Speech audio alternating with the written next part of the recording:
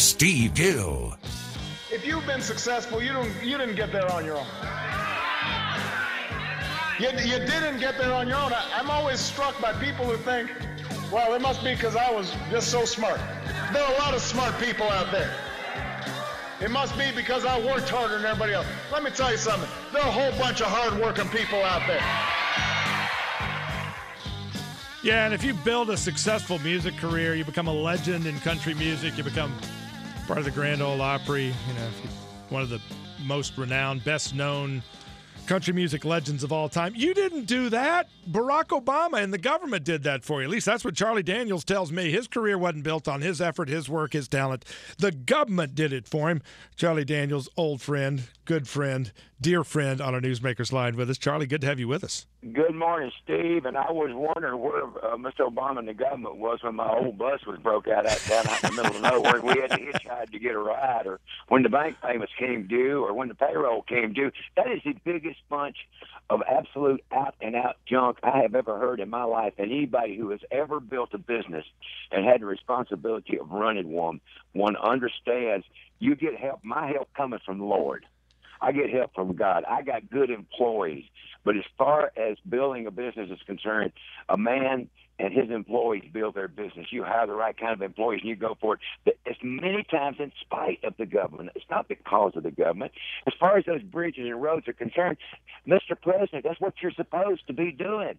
What the hell you think a government is for? Well, and the idea that somehow by building roads, they're the key to your success because your bus was driving to concerts on their roads. There's a lot of folks out there, Charlie, who have not made it big in the music business, who've driven their buses on the same roads, who didn't have the talent, didn't have the work ethic, didn't stick to it. There's a lot of people who are failures in their business life, in their personal life, that drive on those same free roads. If it's all about the government, what's the difference? We're all driving on the same free roads. That's true. It's very true. It's a very good analogy. And, the thing is, to me, there's two very, very definite dangers here. One is that telling people who a lot of times want to hear it because they're ticked off anyway because they haven't got a lot going on. You're okay. These guys here have help. You don't have help. You can't do it. The second is this class envy thing, which could literally rip this country apart. And this guy was supposed to bring the country together. He's been the most, the most divisive president I can remember in my lifetime. And I remember all of them since Roosevelt.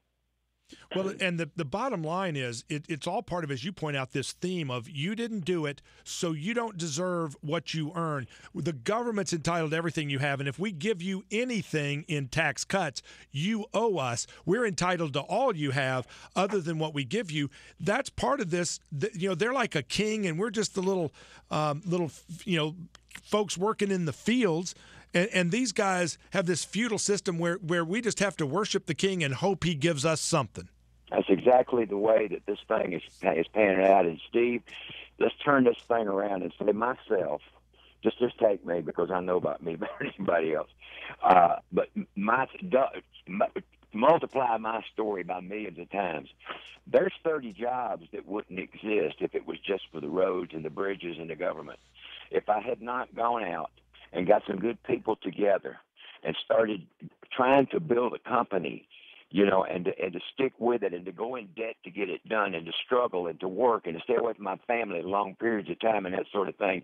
The government did not do that. I did that. Me and my people did that. And they are not responsible for my company, for anybody else's company. Then many times they stand in the way of people building companies. And let me just put it like this. Look at the results. Okay, so it didn't work what he did. Everybody knows it's been a dismal failure, whether people are willing to admit it or not. But look at this. The man wants to do the same thing again. If he was wanting to do something different, I'd say go for it, Mr. President. You're going to cut taxes. You're going to cut regulations. You're going to do this and that. You're going to try to give incentives to people who keep their businesses in this country. His business advisor has just moved a huge, huge plant out of the United States of America, General Electric. And he's telling us about business. If he did something different, I would say go for it. But he's not.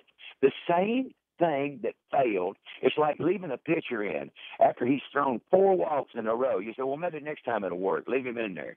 And when you're about 10 runs behind and you realize you're too late to win the game, which is exactly what's happened in this nation, if we cannot go deeper in debt, we cannot pay off what we already have. And if we don't get big little businesses, small businesses back on their feet, we are fixing to do a belly flop in a huge pool, and we're not going to be able to swim out of it. And that comes from a man who has lived on this earth for 75 years, have seen him come and go, and war and peace and good times, bad times, and you know, all of these financial situations. And that is a absolute fact. 2 and 2 always makes 4. Water does not run uphill, and if there's smoke, there's fire somewhere. That's called cowboy logic. Anybody listening, if you're an Obama fan, I don't care. I don't hate President Obama. I just really hate what he's doing to this country. Listen to what I'm saying. It's not working. But yet this administration is saying that their economic plans have worked. Unemployment is higher than it was. Millions of Americans are on food stamps who were surviving and supporting themselves before. Nothing would indicate that it's worked. They're claiming the private sector's doing fine. You've got Debbie Wasserman Schultz, the chairman of the Democratic National Committee, claiming that what the president has done has worked. They're delusional. Well, you know, it's not so, and that's what I'm talking about. Everybody, really take a look at it. You think it's working? Go down to some of the places. I travel this coast, as you know, this country, as you know, Steve, coast to coast and border to border. There's too many empty storefronts. There's too many people out of jobs. I get too many Twitters from people that are either lost their job or looking for a job. One guy I've been talking to on Twitter, this guy lost his job that he'd had for a long time. You know what he's doing? He's opened his own business. He's going to go for it. You know, this guy, you knock him down, he gets back up again. That's the kind of thinking we need in the United States of America. But the government has got to stop knocking us down. They got to stop doing it. That's exactly what they're doing. One more thought I'd like to plant. People say, you should pay your fair share. What is my fair share? Okay, I'm willing to pay my fair share, but I don't want to pay somebody else's fair share. And when they take money away from me, from small businesses, and I know what I'm talking about, they're taking it away from my employees. They're cutting down their Christmas bonuses. They're cutting down me putting more money into the economy to buy another new bus or to hire another employee or whatever. That money is not coming from it's coming from the company. It's coming from the person. It cuts down on what they make. If that's what you want to do, you're going to do that. But it also takes money and jobs out of the market. Yeah, the other piece of their argument, Charlie, is this theme that somehow if you make it, if you're successful, you're just lucky. You just won the lottery. That's their sense of how work and ethic and integrity and sweat and toil and risk plays out. That the only people successful in this country are just lucky. That hard work has nothing to do with it. And again, you know, what's the old adage? The harder I work, the luckier I get. Well, it worked for Barack Obama, so I guess they think it can work for anybody. And that really is. That's the background where he has not had to work hard. Where did he come from? What did he do? I mean, what did he do, Mr. President? You didn't do that. You know, you didn't get there by yourself. You didn't campaign. You didn't do anything. People just come up and vote for you and put you. That he has no experience. That's the big problem. No experience. Surrounded himself with people with no experience, and you're taking the country down the tubes. People, I know they want to hear that. There's a lot of people want to stick their head in the sand and say, "Oh, it's going to be fine." No, it's not going to be fine. Not as long as the policies that are in play now continue to be in play. American business. I was talking about investing in buses and stuff, and I do not have a pile of cash laying around. Don't get that impression. I don't have a bunch of stuff to put into business. But there are businesses in this country that are sitting on literally $1 trillion or so that are afraid to spend it because they don't know what the president and that bunch of idiots on Capitol Hill are going to do next. You don't even know what the Supreme Court's going to do next. You don't know what anybody in Washington is going to do next, and they're going to sit on their money until something changes.